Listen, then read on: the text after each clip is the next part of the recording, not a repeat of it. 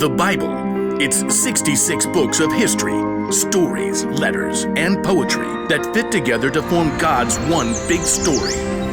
The epic adventure of how He created us and loves us so much that He made a way to rescue us. As we travel through the Bible, from Genesis to Revelation, we discover people who met God and found their lives changed forever. Now, for an amazing story. Inspired by the book of Matthew, chapter 5, verse 41. Jesus was rocking the world. Everywhere He traveled, He told about the good news of God's kingdom. He called people to turn away from the wrong things they had done, and He healed sick people. Great crowds began to follow Jesus. So one day, He went up on a mountainside and sat down to share with them how God wants us to live. Blessed are those who are humble. They will be given the earth. God created us. He knows that we were designed to find joy and be at peace when we follow His ways, when we see and treat others the way God does. So, right in the middle of what's often called the Sermon on the Mount, Jesus said this. Suppose someone forces you to go 1 mile. Go 2 miles with them. Okay, what? To our ears, this probably sounds like a word problem, or maybe like our PE teacher telling us to go run laps.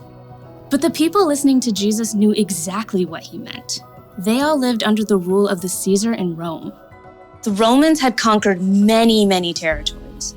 Judea had become a little backwater province of the Roman Empire, and Roman soldiers were sent to keep order. Jesus and all the people He taught lived under Roman rule, and they had to obey the law of Rome, including this one. I decree that any Roman soldier may force a Jew to carry his pack for precisely 1 mile. If you're thinking, what's the big deal? Think again. Being a Roman soldier was not for wimps. Sometimes the packs they carried weighed as much as 100 pounds. It took real grit and stamina to march for miles carrying that much gear. So it wasn't unusual for a soldier to call on some random person along the road to haul their pack for 1 mile, or about 1,000 steps.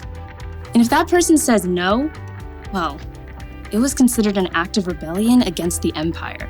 Now, imagine you're an everyday, ordinary, average Joe, or Joseph.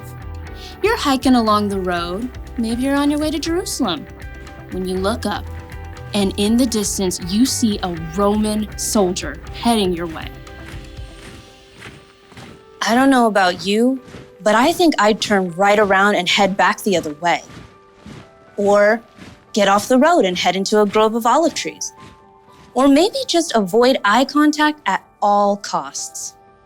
But maybe none of that works. The soldier stops, calls you out, and you have no choice but to look up. The soldier orders you to take his heavy pack and haul it along for a whole mile. You can't fight the empire. So, you pick up the pack.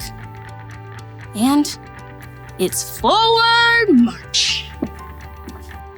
You're probably counting your steps the whole way. 58, 59, just waiting until you can drop that pack. 681, 682, holding out until you can get away from this soldier that sees you as scum. 998, 999, 1,000. That's it. You're free. Roman law says that soldier can't make you go more than 1 mile. So you can toss that pack like it's hot and run on home. Except, Jesus says something else. Suppose someone forces you to go 1 mile. Go 2 miles with them. You had to carry that pack the first mile. You didn't have a choice. But now you get to choose. And if you choose to take that pack another mile, it says a lot. It says, I matter. I'm valuable just like you, and I can make my own choices. But it also says you matter. This is a really heavy load you have to carry. And I'm going to help you not because I have to, but because I choose to.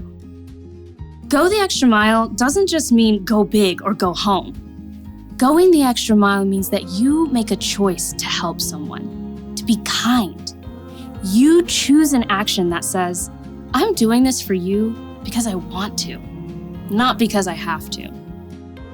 And I'm doing this because you are made in the image of God. And that makes you valuable to Him and to me.